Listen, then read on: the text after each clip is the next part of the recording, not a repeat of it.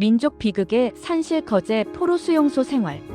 첫 번째 이야기 1951년 2월부터 1953년 6월 18일 새벽까지 부산 거제리 임시 포로 수용소에서 거제도 수용소로 이송되어 그야말로 넘쳐나는 포로들로 거제리 포로 수용소는 포화 상태가 되어버렸다. 매일 잡혀오는 포로들로 인간 생지옥이 따로 없었다. 인민군, 중공군, 심지어 여자 포로들까지 넘쳐나는 포로들로 인해 수용 막사도 부족하여 임시 텐트를 만들었다. 군량미 가마니를 뜯어 바닥에 깔고 미군 군수물자 골판지 박스를 펼쳐 깔고 덮고 생활할 수밖에 없었다.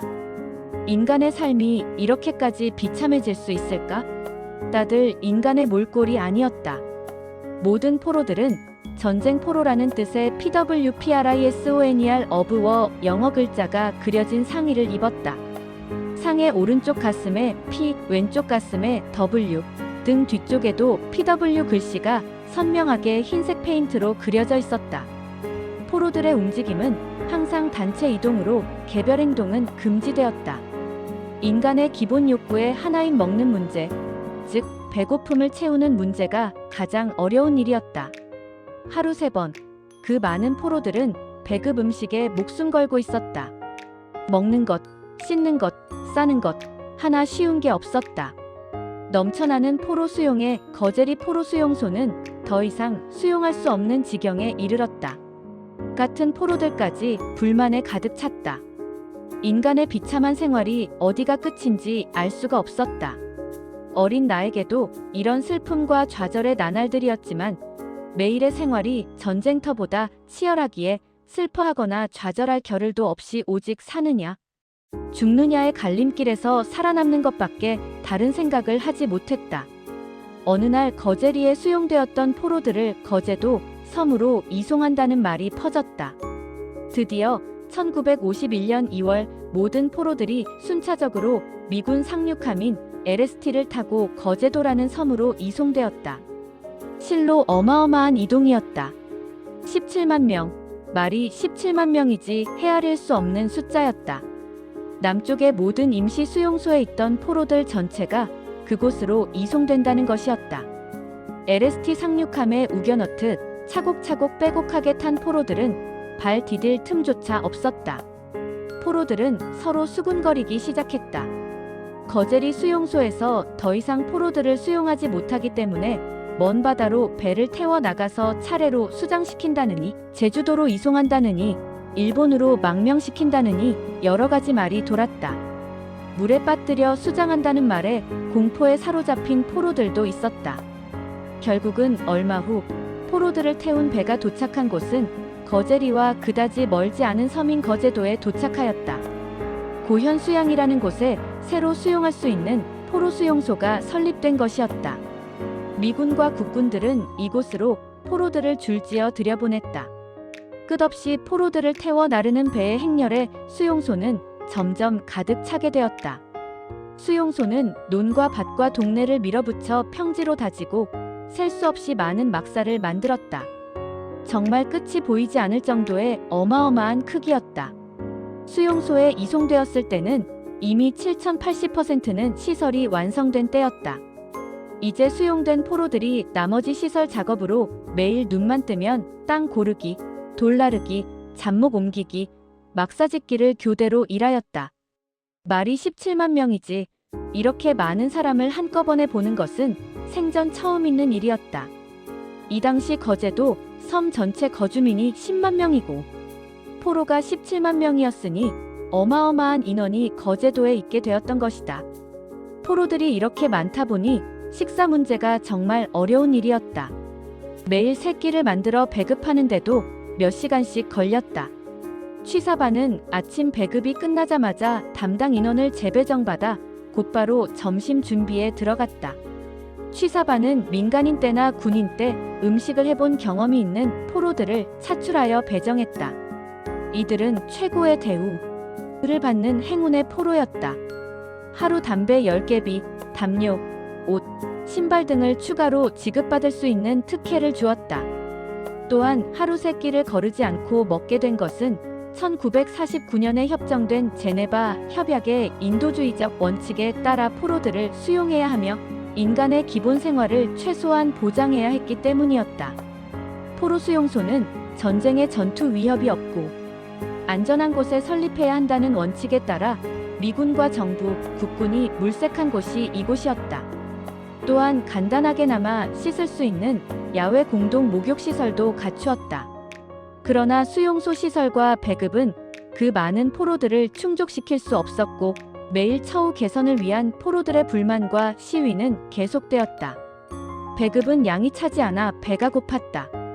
어떤 포로들은 세탁용으로 지급된 빨래 비누를 먹고 복통과 구토로 응급 막사에 실려가는 사고도 빈번하게 일어났다.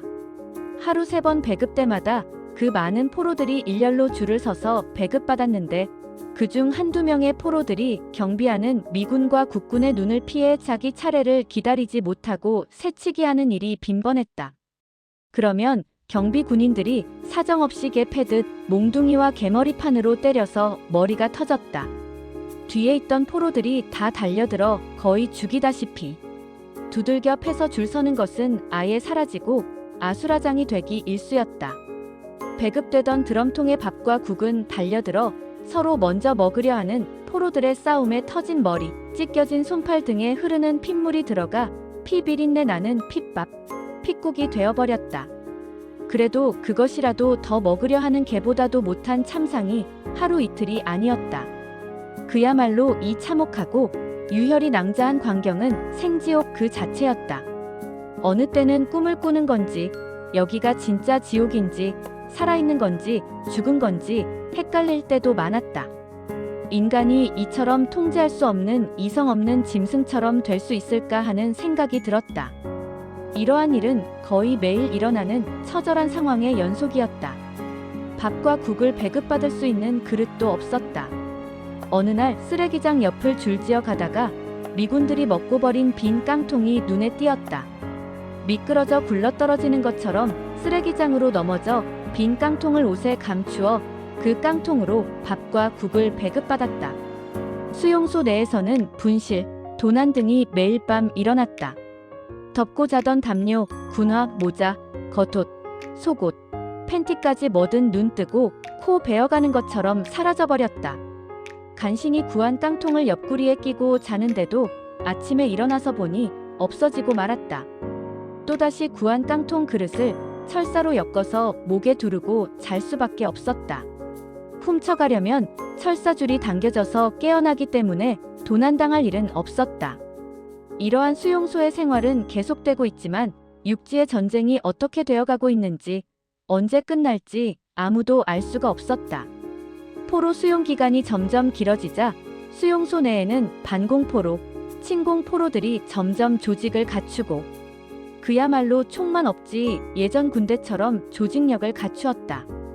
이념과 사상에 따라 복잡한 갈등으로 대립하고 만 것이다. 반공포로와 침공포로가 같은 막사에 지내다 보니 날마다 싸움이 일어났다. 이런 대립으로 수용소는 양분되어 증오와 멸시, 욕설, 몸싸움, 심지어 살인까지 벌어지는 일이 생기기 시작했다. 침공포로 중 악질들은 단식투쟁, 항의하며 미군과 국군에 저항하며 대응하였다. 이로 인해 수용소의 포로들은 반공포로와 공산포로 침공, 중공군 포로로 분리 수용하게 되었다. 이제 완전히 반공, 침공 두 패로 양분되었다.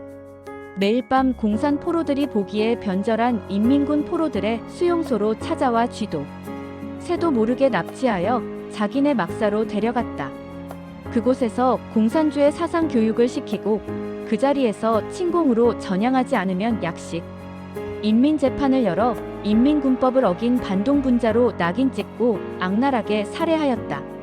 그리고는 내다버리고 파묻고 심지어는 반공 포로들 보라는 듯이 살해한 사람을 분해하여 철조망에 널어놓는 인간 생지옥이 되어버리는 일이 허다하였다. 이러한 처절한 피비린내 나는 사태가 매일 밤 일어났다. 이렇게 살해되어 묻힌 반공 포로가 100여 명이 넘었다. 밤마다 목숨이 위태위태하고 언제 공산 포로들이 와서 납치해 갈지 모르기에 밤마다 반공 포로들의 막사에는 자체 불침번을 만들어 보초를 섰다. 이렇게 매일 두렵고 살벌한 밤을 지새워야만 했다. 양쪽 수용소 막사에서는 한쪽에서는 애국가, 한쪽에서는 조선, 인공가인민공화국가, 군가 등이 매일 목이 터져라 부르고 들렸다. 허다한 날 침공포로 진영에서 반공포로 진영으로 철조망을 부수고 들어와 경비 군인들도 통제할 수 없을 정도로 섞여 싸우는 일도 많았다. 어디서 구했는지 몽둥이, 쇠파이프, 심지어 낫과 드럼통을 잘라 만든 칼, 철조망을 끊어 나무에 둘러 만든 무시무시한 무기들을 들고 침범하여 반공포로, 침공포로가 뒤엉켜 처절하게 싸웠다. 이러한 피비린내 나는 유혈 사태를 저지하기 위해 수용기간 2년 몇 개월 동안 반공 침공포로 2천여 명의 사상자가 나왔다. 이러한 숨막히는 포로 생활의 죽음의 사선을 넘나드는 순간순간들이 올 때마다 끝까지 살아남아야 한다는 오기가 더 생기고 이북에 계신 아버지, 어머니의 목소리가 들리는 듯 했다. 아니, 실제로 들릴 정도였다.